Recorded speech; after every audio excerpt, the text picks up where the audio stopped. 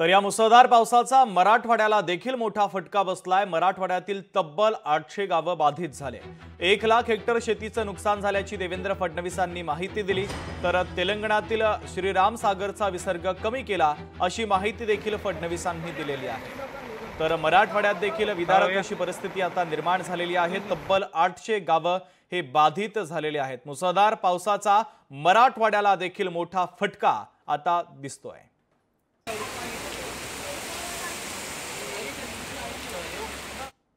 छत्रपती संभाजीनगरचा हा किंवा या 3-4 जिल्ह्यांचा विचार केला तर जवळपास 800 गावं ही पाण्यामुळे बाधित झालेली आहेत आणि साधारण 1 लाख हेक्टर शेतीचं नुकसान हे त्या ठिकाणी झालेलं आहे। तेलंगणाचा जो श्रीराम सागर आहे त्याचाही विसर्ग जो आहे तो आता कमी करायला आपण विनंती केली आणि आपल्या विनंतीला मान देऊन त्यांनी 1 लाख क्युसेक्सवरनं तो 75,000पर्यंत कमी केलेला आहे। त्यामुळे ही तीव्रता जी आहे ती कुठेतरी कमी होईल। लोकशाही मराठी ऐका, पहा, जागरूक रहा।